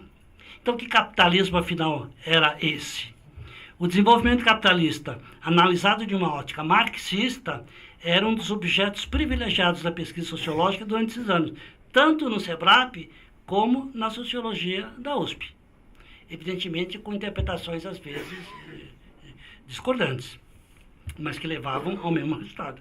O convívio com Fernando Henrique no SEBRAP, meu convívio era diário, porque eu participava de um projeto sobre força de trabalho, desenvolvimento e marginalidade social, que ele e outros pesquisadores coordenavam, um projeto imenso. A realização desse projeto levou anos, com a produção de teses e dissertações, inclusive o meu doutoramento, como falou o Rui, que foi publicado em 78 com o título de Trabalhador por Conta Própria sobre o Capital, com o prefácio do próprio Fernando. O livro Dependência e Desenvolvimento na América Latina, que Fernando Henrique escreveu no Chile com Enzo Faleto e que foi publicado em português no Brasil em 1970, fez dele definitivamente um sociólogo de renome internacional. Eu viajava nessa época muito por questões de trabalho e todo lugar em que o nome do Fernando Henrique era mais ou menos como uma chave para a gente abrir qualquer porta. Enquanto que no Brasil ele era chamado muito carinhosamente de o príncipe dos sociólogos. Né? Nos anos 80, trabalhei novamente com Fernando Henrique no SEBRAP num projeto muito grande sobre produtividade no campo que envolvia diversos países latino-americanos. Já senador da República, Fernando Henrique Cardoso recebeu em 1992 o título de professor emérito desta casa. E aí a história dele, evidentemente, todos sabem, tem um caminho diferente. Em 1971 e entre 71 e 1976, além de trabalhar no SEBRAP, eu cursei a pós-graduação na Sociologia da USP. Já em 75, minha dissertação de mestrado sobre secularização do discurso católico, dirigida à família brasileira no período de 1940 a 71, tinha sido, eu já havia publicado essa dissertação. E esse foi um dos resultados de uma pesquisa muito grande sobre religião no Brasil, dirigida no SEBRAP por Cândido Procópio Ferreira de Camargo. Foi meu grande mestre, grande amigo dileto, minha principal referência, mesmo depois que ele nos deixou. Eu vinha lá de Potirendaba, era um garoto caipira, de origem modesta, e aprendi com Procópio até como comer com garfo e faca, quer dizer, como comer corretamente com garfo, segundo os padrões de classe média. Participou também nesse projeto, entre outros, Antônio Flávio Pierucci, já citado pelo Rui, que foi me orientando de doutorado e teve como banca aqui nessa sala o Fernando Henrique, numa das últimas participações dele em exames desse tipo, já ele era embaixador, né? Flávio, que foi meu colega também no Departamento de Sociologia da USP, foi meu principal colaborador e foi meu maior amigo até sua morte precoce em 2012. No SEBRAP, predominava o trabalho em equipe, que era muito diferente do modelo mais comum em que se fazia pesquisa em sociologia, que era quase que uma atividade solitária. Ainda é em muitas situações, né? A pessoa trabalha sozinha no seu gabinete, com seus livros, com seus dados. Mas lá a exigência do trabalho em equipe era quase que obrigatória. Aqui na faculdade, a nova pós-graduação em sociologia também mudava. Por exemplo, o número de pós-graduações na USP, nesse começo, de repente era muito grande, comparado ao pequeno e seleto grupo que no antigo regime de graduação era formado em geral por auxiliares ou do professor ou por estudantes do Círculo de Relações Pessoais do professor catedrático. Né? Com o fim da cátedra, com a reforma da universidade, também muda a pós-graduação e muda o sistema de ingresso, que passa a ser mais universalizado. O ingresso na pós-graduação, desse modo, se democratizava, pelo menos um pouco. E pela primeira vez, os alunos cursavam disciplinas de pós-graduação que eram obrigatórias ou eletivas, mas que constavam créditos. E também eram controlados por prazos rigorosos, que antes não existiam. Você se inscrevia para um doutorado e podia passar 30 anos fazendo a sua tese, seria um problema. Quando a coisa se massifica, evidentemente, houve a necessidade de botar alguma ordem, né, nesse fluxo, para que pudesse continuar entrando mais gente. Né? Por toda a parte, a pesquisa em sociologia começava a se generalizar com a produção de uma grande quantidade de dados, o que exigia a aplicação de tratamento estatístico, tratamento computacional complexo e pouco comum, então, em nossa área. Eu comecei a aprender nessas técnicas guiado pelos professores Hebe Guimarães Leme, Carlos Galante e Celso Pascotto, ainda na graduação na Fundação Santo André, que eram os professores terríveis, porque nos impunham as lições de metodologia, de matemática, de ciência da computação e de estatística inferencial. E fui completando depois minha formação no uso desses procedimentos aqui na USP com a professora Aparecida Jolie Gouveia, que acabou sendo a minha orientadora de mestrado e doutorado. E no SEBRAP, com a professora Elza Bercó, estatística famosa, reputada demógrafa, né, que supervisionava a minha atividade de calculista e programador. Metade do meu tempo no SEBRAP era dedicado a fazer contas e escrever programas de computador, que na época eu aprendi um pouco, primeiro em Santo André, depois aprendi as linguagens científicas aqui na USP com o professor Emílio Simons, aqui do Instituto de Matemática e Estatística. Este aprendizado foi de grande valia no meu trabalho, tanto no departamento, como depois na faculdade, quando eu já era professor, assim como fora da USP. Dentro da USP, foi processando milhares de informações colhidas nos cartórios de registro de São Paulo, em pesquisa não minha, mas pesquisa de colegas do Departamento de Sociologia e também na PUC, que descobri, por acaso, a chegada do candomblé a esta cidade na década de 1960, que foi um achado que reorientou definitivamente minha carreira de pesquisador. Igualmente, essa formação especializada me permitiu criar, como já foi dito, no início dos anos 80, um modelo de pesquisa eleitoral e de opinião pública mais exequível, que deu origem ao Datafolha, instituto de pesquisa ligado ao jornal Folha de São Paulo.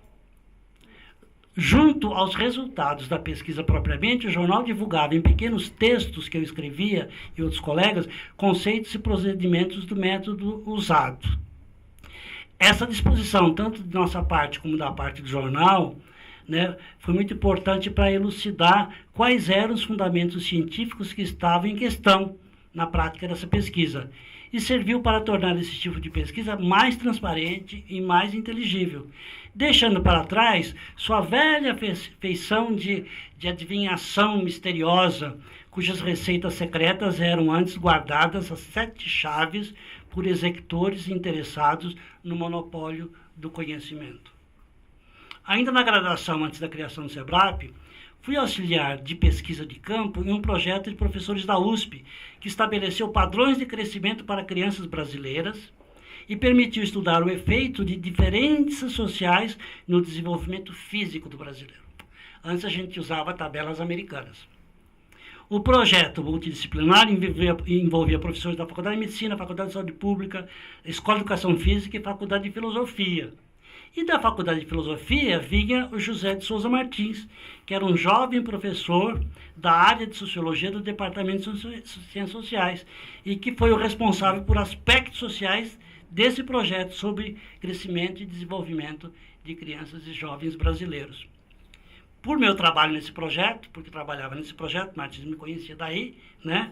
Ele me convidou, a mim e outros colegas, para trabalhar com ele em sua pesquisa na zona rural do Vale do Paraíba, sobre modernização no campo, que deveria lhe servir de base para o doutoramento. Depois Depois, quando ele apresentou ao orientador a introdução teórica que ele havia feito para embasar os resultados dessa pesquisa, o orientador disse, basta, essa introdução já é uma tese de doutorado.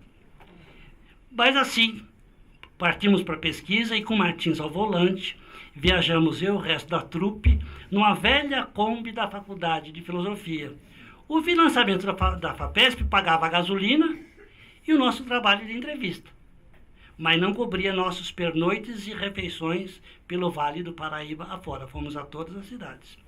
Martins exercitava com êxito seu jeito muito particular de financiar a pesquisa de campo, coisa que ele fez a vida inteira, conseguindo alojamento e alimentação gratuita em escolas, igrejas, seminários e domicílios de gente do local, muitas vezes trocando, né, essa estada, essa permanência, por palestras depois do jantar, por ensinamentos sobre o que era sociologia, sobre palestras sobre as transformações no mundo rural, e assim por diante. Então a gente trabalhava, estudava e aprendia. De município em município, seguimos o roteiro da amostragem desenhada a partir de cartas aerofotogramétricas do Vale, que era muito inovador isso, tomando como unidade de referência os então ainda existentes bairros rurais, que eram definidos conforme pesquisa da professora Maria Isaura Pereira de Queiroz, a quem vou me referir daqui a pouco. Essas duas experiências intensas de trabalho de campo, uma na zona urbana, outra na zona rural, foram importantes em minha formação de pesquisador. E eu voltei a colaborar com Martins, quando já professor do departamento, coordenei uma das atividades em seu seminário sobre a morte e os mortes na sociedade brasileira.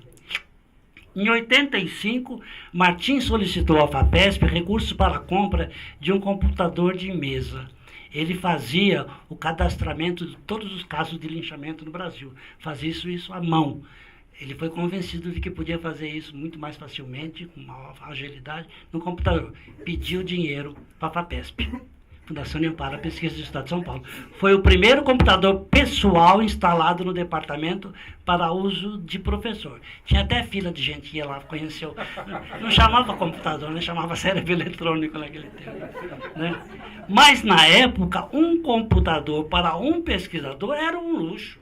E a FAPESP disse, não, vocês precisam pelo menos de 3, fazer o pedido a 3, né? Porque dar um computador para um professor é demais, é muito luxo. Aí Renato da Silva Queiroz, da Antropologia, né, e eu, da Sociologia, nos juntamos ao Martins para que a concessão se efetivasse. O computador saiu, era um computador que tinha 2 disquetes, num era gravado o programa e no outro eram gravados os dados, não existia disco rígido, nada disso. Mas nesse computador, Martins trabalhou muito, trabalhou os dados da sua pesquisa, e uma dessas pesquisas deu origem ao seu livro, de origem do pedido, que foi o livro Linchamentos, que é uma de suas inumeráveis contribuições à sociologia. O professor José de Souza Martins, que conheci muito jovem, recebeu o título de professor emérito em 2008. Em 76, eu já mestre, ingressei por meio de um concurso seletivo no corpo docente do Departamento de Ciências Sociais da USP, na área de sociologia, para trabalhar nas disciplinas de metodologia e de pesquisa. No departamento foi recebido de braços abertos pelo professor Aziz Simão, já famoso, muito famoso, por seu livro Sindicato e Estado, de 1966, orientador. E que durante anos, apesar de cego, havia ensinado metodologia de pesquisa, tendo sido pioneiro no departamento no uso de técnicas quantitativas, que aplicou em sua pesquisa sobre voto operário, apresentada no primeiro Congresso Brasileiro de Sociologia de 1954, organizado por Fernando de Azevedo.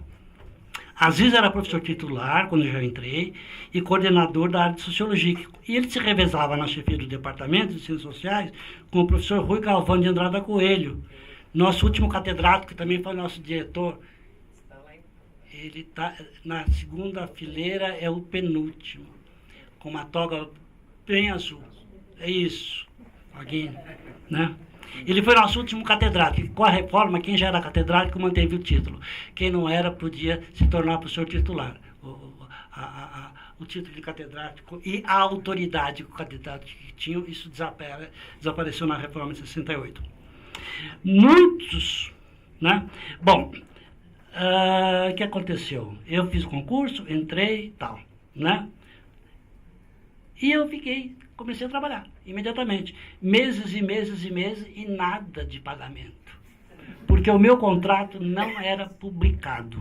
Muitos me aconselharam a desistir, porque já se tinha como certo que meu processo de contratação fora barrado no chamado terceiro estágio. Tratava-se de um serviço de inteligência e segurança estranho à universidade.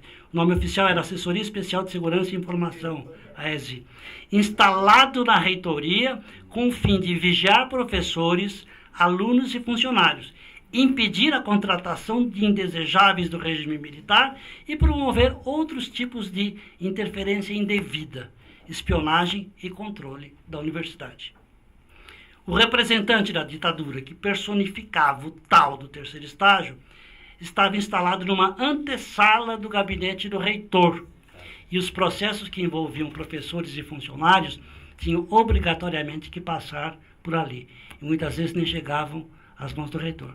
Há duas grandes fontes para quem estiver interessado. Um é o relatório, né, da Comissão da Verdade da USP, e outro, uma coisa mais simples, é a edição de 29 de abril da Folha de São Paulo, que mostra uma figura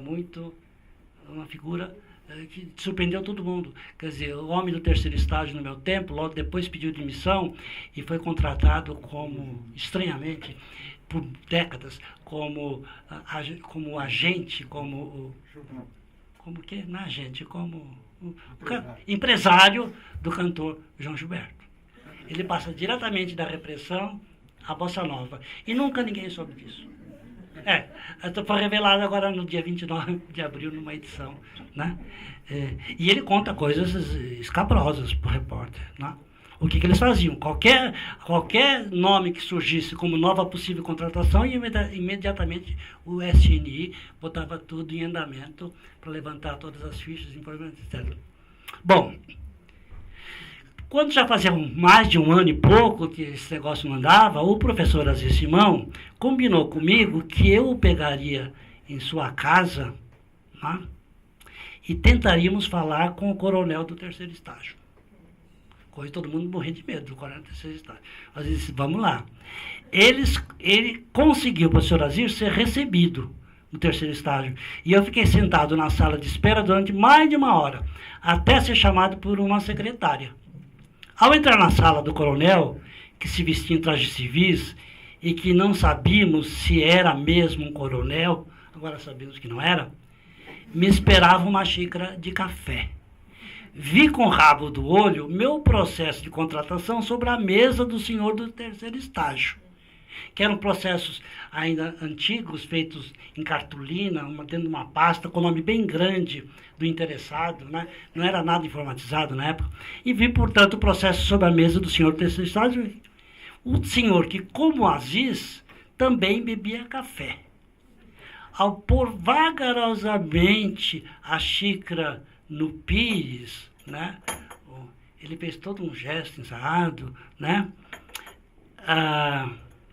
E é uma cena que eu nunca vou esquecer. O coronel, entre aspas, chamou a secretária e mandou que ela levasse aquele processo para o reitor assinar. Em seguida, despedindo-se com ensaiada gentileza, ele me disse para ler o diário oficial do dia seguinte, que minha contratação estaria publicada. Não sei se o nosso pró-reitor sabe dessas coisas, mas naquele tempo era mais difícil tudo, né? Era sexta-feira, e no sábado a USP estaria fechada, de modo que eu teria que esperar até segunda-feira para vir aqui para ler o zero fiscal. Olha só o suplício.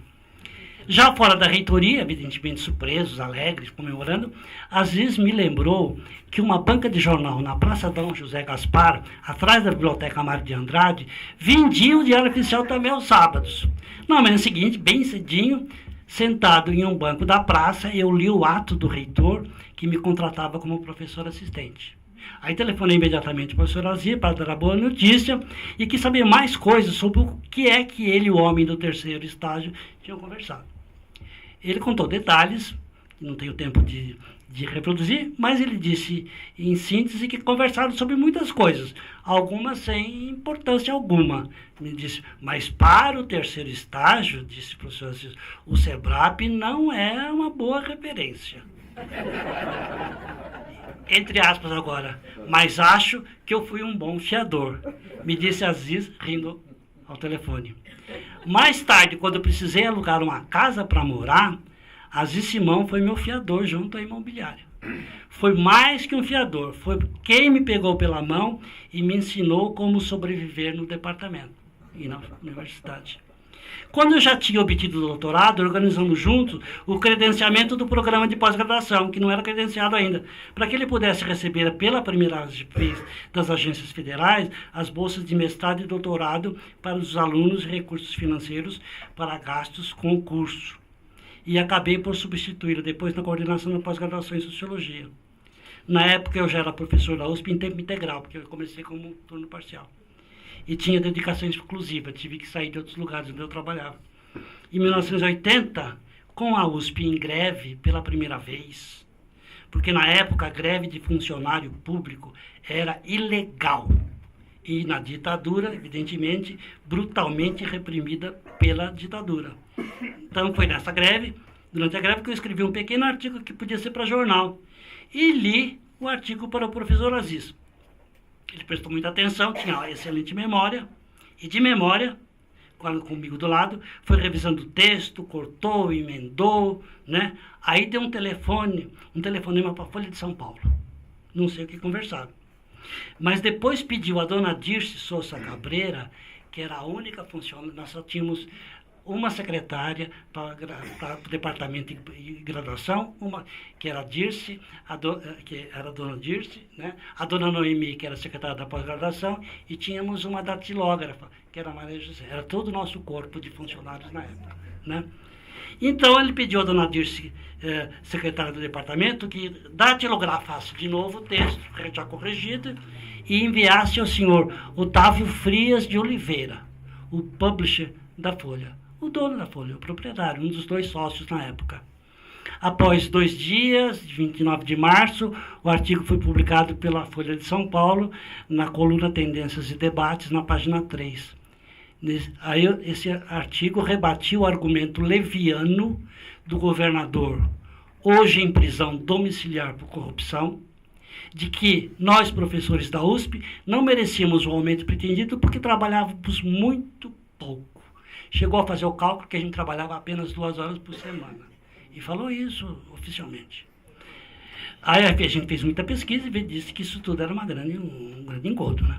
Bom, eu continuei a publicar na página 3 por muitos anos e sempre, às vezes, passando pela tesoura e pelas lições de redação do professor Aziz Simão. Na juventude, aliás, o professor Aziz Simão fora jornalista, muito ligado aos intelectuais modernistas. Maria Minda que sabe bem dessas histórias. E as principais lideranças socialistas e anarquistas brasileiras do seu tempo. Formado em farmácia, mas por amor à ciência, ele queria gostar mesmo de ciência, mas não existia antes da faculdade de filosofia nenhum curso de ciência. Foi fazer farmácia, onde ele aprendia um pouco de ciência, que ele ensinava, depois dava aula nos sindicatos, em cursos noturnos e tal.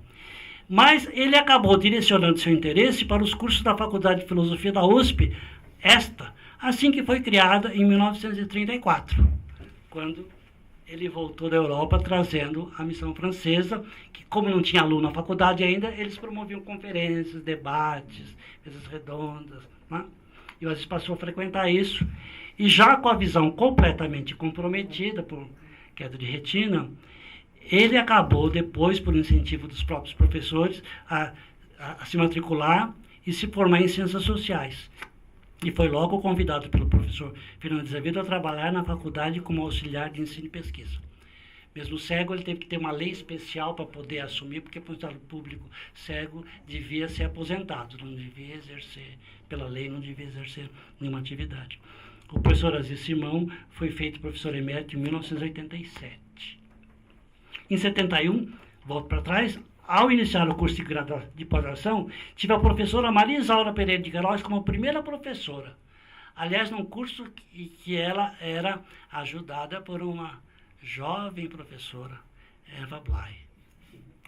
Eu conheci a obra de Marisaura, sobretudo, sob o chamado catolicismo rústico, o catolicismo rural.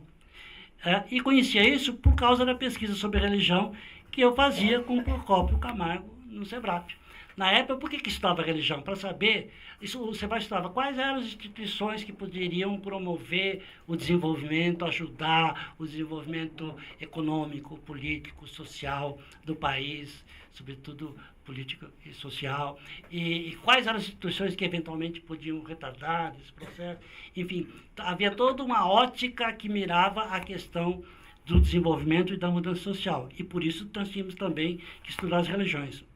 Num seminário da disciplina de Marisaura, eu apresentava seu trabalho sobre os milagres do padre Donizete Tavares de Lima, de Tambaú, quando contei que estivera ali quando criança, acompanhando romeiros de minha cidade, numa viagem feita na época em caminhão pau de arara, e levando no bornal sanduíche de mortadela. Claro. Maria Isaura interrompeu a descrição que eu fazia de seu artigo e me fez relatar o que é que eu havia presenciado em Tambaú. E depois me pediu explicações, que eu explicasse as coisas que eu me lembrava de ter visto lá. Ela nos contou que a pesquisa sobre os milagres de Tambaú havia sido sua primeira experiência de fato, de campo, e que apostava que eu daria até um bom sociólogo da religião se continuasse a trabalhar no tema. 3 anos depois, Marisaura publicou uma resenha sobre o livro que resultou da minha dissertação de mestrado. Recentemente, ao orientar a pesquisa de um aluno sobre religião e meio ambiente, eu voltei à obra de Marisaura para constatar que Messianismo no Brasil e no Mundo, seu livro tão famoso, como todo um bom clássico, é um livro insuperável.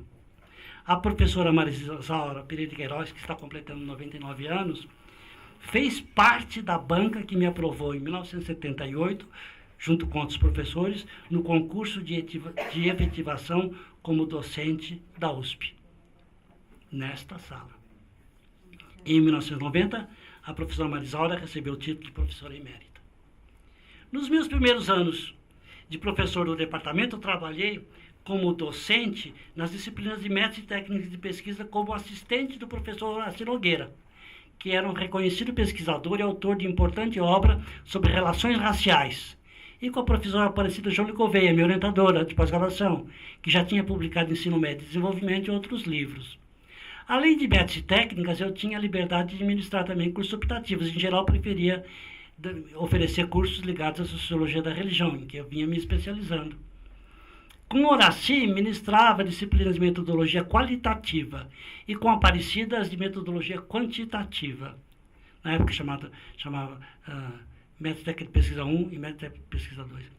Em 1979, Horaci deixou o departamento para assumir o cargo de professor titular de Sociologia Econômica na Faculdade de Economia e Administração da USP, mas continuou acompanhando de perto minha carreira. Horaci Nogueira fez parte das minhas bancas de doutorado, livre docência e professor titular. Minha relação com ele só foi interrompida por sua morte em 1996. Seu legado, contudo, permanece muito vivo, e seus livros Família e Comunidade, tanto preto quanto branco, e Negro Político Negro, fazem parte da lista dos clássicos da sociologia brasileira.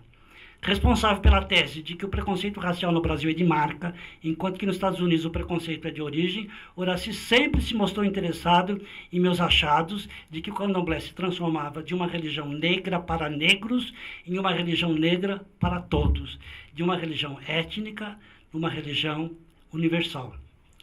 E em 1994, Horaci foi agraciado com o título de professor emérito pela congregação desta faculdade. Em 1993, a Faculdade de Filosofia outorgou o título de professor emérito ao professor Donald Pearson, embora ele não tenha nunca pertencido nem à nossa faculdade e nem à USP. Vindo dos Estados Unidos, permaneceu na Bahia de 1935 a 1937 em pesquisa sobre relações raciais, que deu origem à sua tese de doutoramento defendida na Universidade de Chicago, aqui publicada com o nome de Brancos e Pretos na Bahia. Acabou ficando no Brasil por cerca de 15, 20 anos, como professor da Escola Livre de Sociologia e Política, que era então, pelo Estatuto Antigo da Universidade, uma instituição complementar da USP. De fato, os primeiros cursos de pós-graduação da primeira geração dos professores não foram feitos na USP, que não tinha pós-graduação. Tudo isso foi feito na Escola de Sociologia e Política, porque tinha vários professores estrangeiros, né, dedicados a esse tipo de atividade. Os seus livros Cruz das Almas e Homem no Vale do São Francisco definiram o padrão científico dos estudos de comunidade, hoje tão importantes para a reconstrução sociológica do passado social brasileiro. Seu trabalho foi de extrema importância na formação, como eu disse, das primeiras gerações de cientistas sociais brasileiros, entre os quais os eméritos Florestan Fernandes e Horácio Nogueira.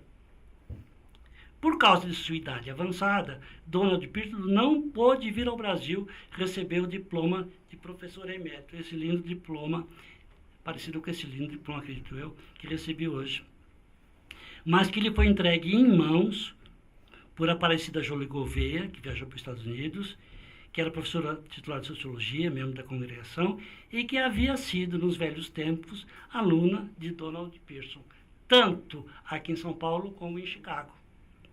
Em minha pesquisa de livre docência sobre o candomblé, eu tinha me valido muito do livro Brancos e Pretos na Bahia, e aproveitando-me de minha amizade com a Aparecida, mandei uma cartinha ao professor Pearson, agradecendo pelas informações preciosas que seu livro me proporcionara.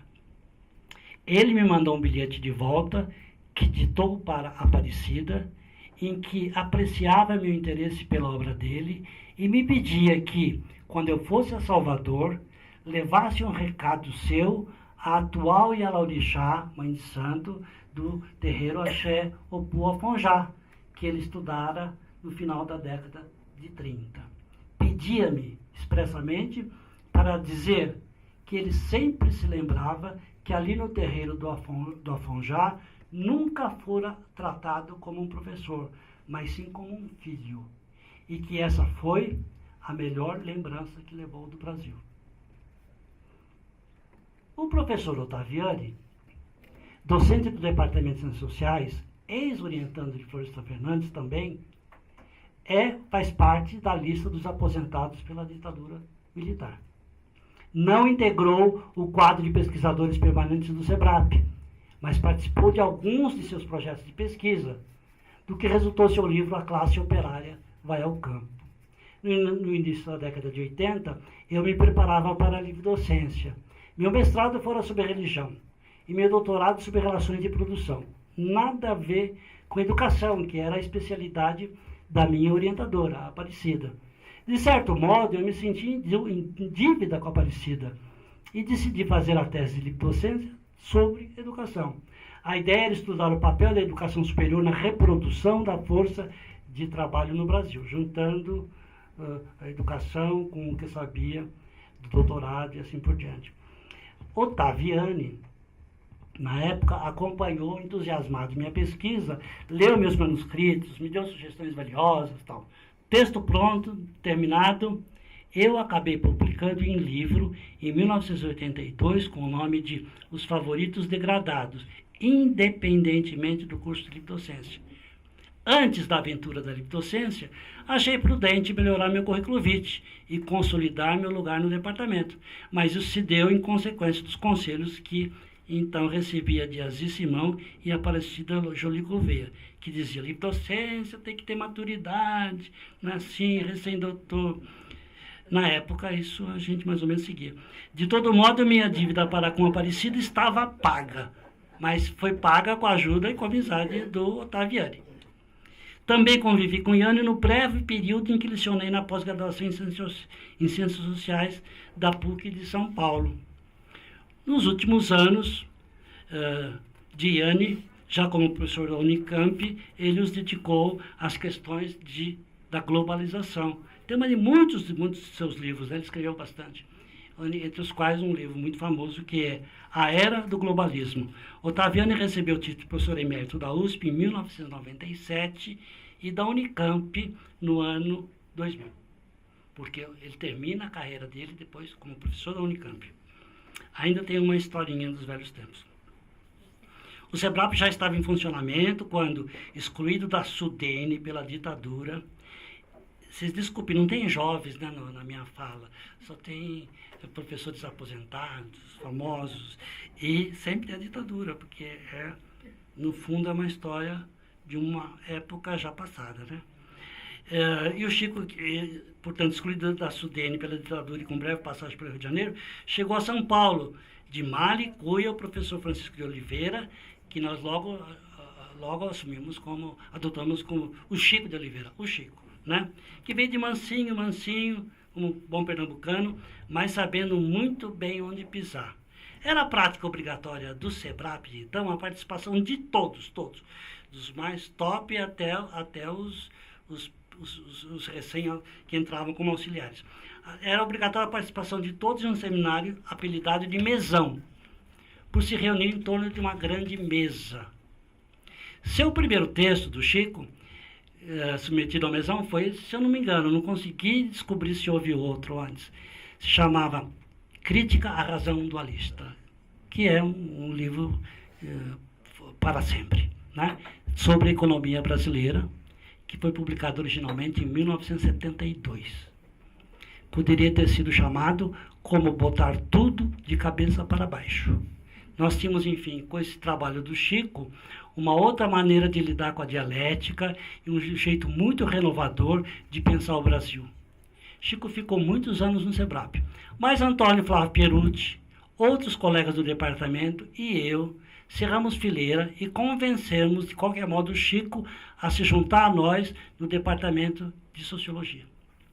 Percalços do tempo da ditadura impediram Chico de obter o doutorado pelas vias usuais, mas a congregação desta faculdade, reunida nesta sala, atribuiu a ele o título de notório saber, que lhe permitiu seguir a carreira acadêmica e entrar na USP.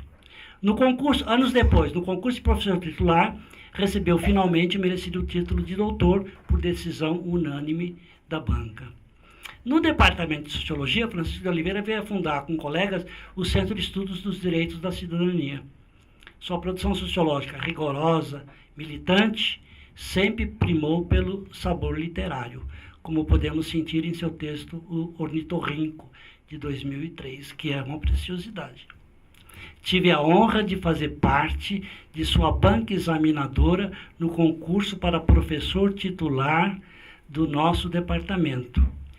Em anos mais recentes, quando comecei a publicar obras de ficção, Chico foi o primeiro a me brindar com estímulo e encorajamento. Chico de Oliveira é professor emérito desta faculdade desde 2008. Vocês perceberam que começa a haver uma certa inflexão. Todo mundo estava nas minhas bancas, né? De repente eu começo a participar das bancas dos outros, né? Logo nos meus primeiros dias de docente na Sociologia da USP, conheci o professor Cedirano, meu colega de sempre, né? Que também colaborava no começo com Horácio Nogueira. Sua dissertação de mestrado de 1972, orientado pelo Aziz Simão, logo se tornou um livro de leitura obrigatório. O livro Castas, Estamentos e Classes Sociais, onde finalmente a gente conseguia discutir aqueles velhos problemas aparentemente insolúveis, né? Capitalismo misturado com estamento, né? Feudalismo misturado com classe social. O CEDIC vai botar as coisas no lugar e jogar uma luz sobre esse problema conceitual que para nós era decisivo do ponto de vista teórico. Mas o CEDIC é daqueles que não abandonam seus projetos de pesquisa, mas nem por isso deixa de se envolver nas mais espinhosas tarefas de administração na universidade. Ele foi coordenação da pós-graduação em Sociologia, foi coordenação do programa de pós-graduação em Integração Latino-Americana, foi diretor da nossa faculdade. Olha, lá atrás na parede, ele é o segundo, aquele lá que parece um samurai em trajes parisienses do tempo da Revolução Francesa, aquele é nosso diretor, Cedirano, né? Ele foi secretário do Conselho de Reitores das Universidades do Estado de São Paulo, foi pró-reitor da USP, seu colega, né? Foi membro do Conselho Diretor da FAPESP e muitas outras coisas mais. Seu livro Formação da Sociedade Moderna no Brasil, de 2005, resultante de sua livre docência, completa seus estudos sobre tradição, modernização e modernidade. Cedi e eu nos revisamos algumas vezes em tarefas administrativas da pós-graduação e também escrevi um capítulo da sua coletânea Pesquisa Social, Projeto Planejamento.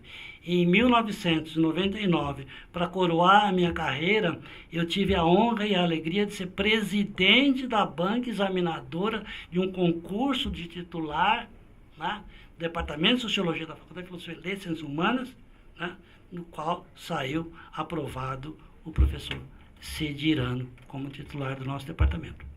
Em 2010, Cedi Irano foi homenageado, 8 anos atrás, pela congregação com o título de professor emérito. Era, até então, o nosso caçula. Esses são os 11 professores da sociologia que, antes de mim, receberam essas homenagens. Poderia falar de muitos outros, porque são 60 na Faculdade de Filosofia inteira, né? 60 e 61, por aí. Não posso deixar lembrar também de alguns professores eméritos não pertencentes ao Departamento de Sociologia que tiveram participação muito importante na minha formação. 3 ou 4, rapidamente, só citar. Eunice Ribeiro Duran, professora emérita do Departamento de Antropologia, foi minha professora na pós-graduação e com ela aprendi muito sobre a etiqueta do trabalho de campo. Ela dizia, Reginaldo, não é só chegar e perguntar, tem que chegar e se fazer do pedaço. Né? Cito também Nicolau Salum, Isaac Nicolau Salum, professor emérito, pertencente ao Departamento de Letras Clássicas e Vernáculos, que fez parte de minha banca de mestrado e me ensinou a transformar uma tese em texto para ser publicado em livro. Além de corrigir tudo que eu escrevia, ele dizia, essa parte aqui não deve entrar no livro, isso daqui é só para academia, isso aí você põe no rodapé. Ele que me ensinou. A partir de então, eu aprendi a publicar como se devia preparar um manuscrito para uma editora. Né? Do Departamento de Ciência Política, me é particularmente caro o professor Heriberto Gabriel Com, que também foi diretor, é o último retrato da parede do fundo. Né? Sua obra sobre Max Weber tem significado especial para alguém como eu, interessado no estudo da religião e do processo de secularização que lastreia nossa sociedade. João Batista Borges Pereira, professor emérito do Departamento de Antropologia, autor de obras decisivas sobre o negro brasileiro na sociedade atual e sobre a imigração italiana. Foi meu professor nos anos de graduação em Santo André. Foi meu professor de antropologia durante 4 semestres, do primeiro e no segundo ano. E me acompanhou depois, durante todo o meu trabalho na USP, ao longo de toda a minha carreira, tendo participado, inclusive, da minha banca de livre docência. Ele é um dos meus 3 padrinhos hoje, vou falar no final. Carme Junqueira, hoje professora emérita da PUC, fez parte de minha banca de doutorado e me levou para trabalhar com ela no programa de pós-graduação em Ciências Sociais da PUC, em que também ela acolheu vários docentes aposentados pela ditadura e proibidos de lecionar, numa época em que o regime militar ameaçava seus oponentes com perseguição, tortura e morte. Também lembro Elza Bercó, a quem já me referi, que foi uma formadora exigente e generosa. Nós devemos a Elza, professora emérita pela Faculdade de Saúde Pública da USP, muito do que agora se sabe sobre discriminação social, com base nas diferenças de gênero, de etnia e de classe, sempre muito baseada e sempre muito bem fundada em dados censitários e amostrais. Elza Bercó também me examinou no concurso de professor titular. Mesmo em minhas aventuras literárias, Elza nunca me faltou com o seu aplauso.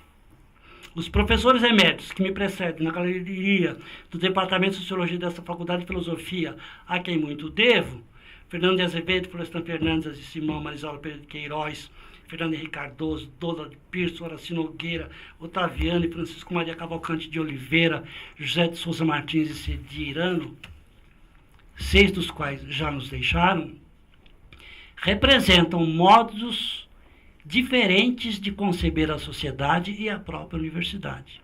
Suas obras revelam maneiras de pensar próprias que contribuem para sustentar o pluralismo intelectual que caracteriza a sociologia da USP. Suas posições teórico-metodológicas, muitas vezes antagônicas, e seus interesses políticos e não políticos não cabem num único paradigma ou num partido só.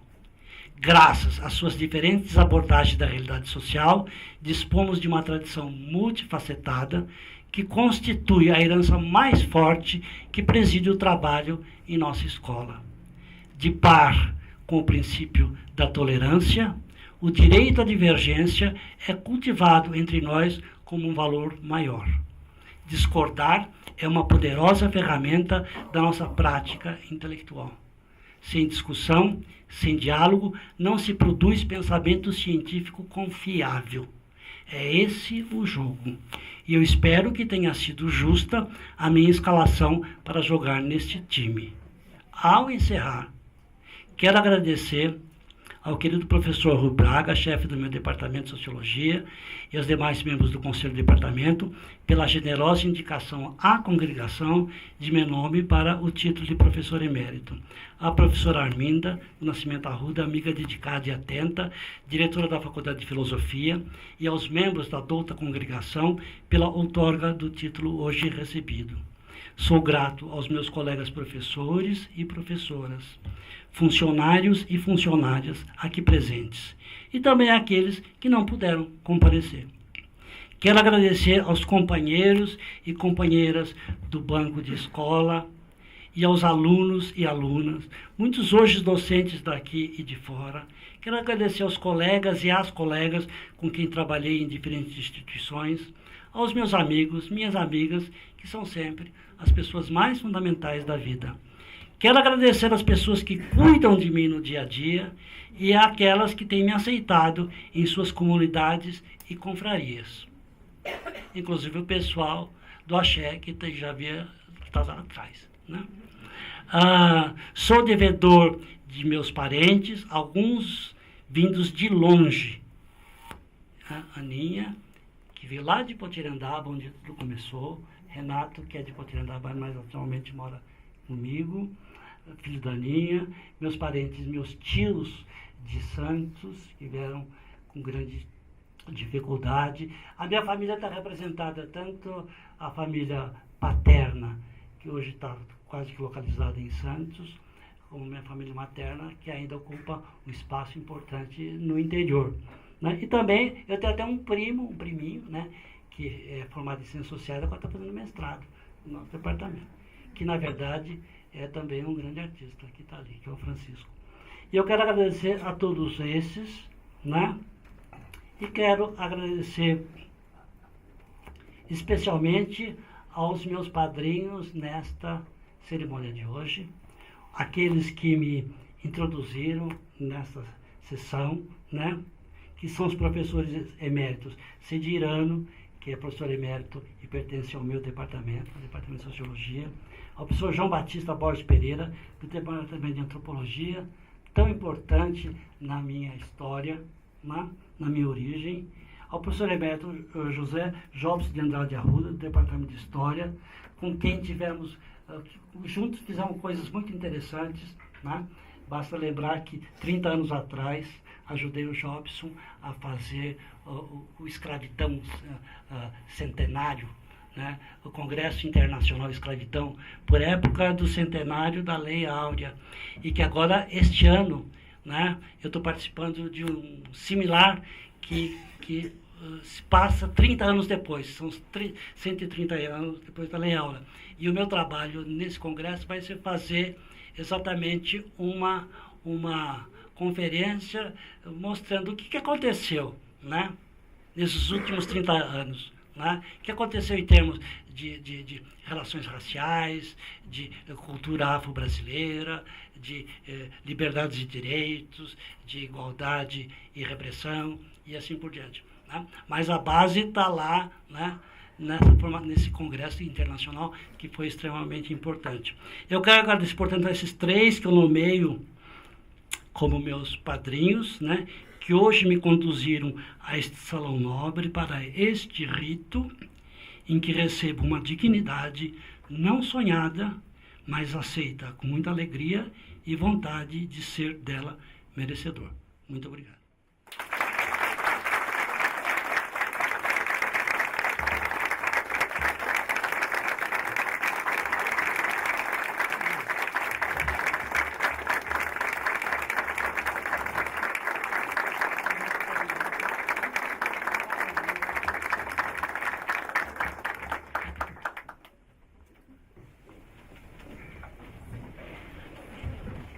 Passamos a palavra à professora doutora Maria Arminda do Nascimento Arruda, diretora da Faculdade de Filosofia, Letras e Ciências Humanas da Universidade de São Paulo, para encerramento desta solenidade. Bom, nesse momento tão importante e tocante, e ao encerrar essa cerimônia que não deixa margem a qualquer dúvida sobre a justeza da outorga do título de professor emérito da Universidade de São Paulo, ao professor Dr. José Reginaldo Prandi, quero agradecer a presença de todos. A Faculdade de Filosofia, Letras e Ciências Humanas está igualmente engrandecida por ser parte, professor Reginaldo, de um evento tão revelador da sua importância e da excelência da história da nossa instituição. Muito obrigada ao senhor, a todos os presentes, muito obrigada a todos vocês. Declaro encerrada essa sessão.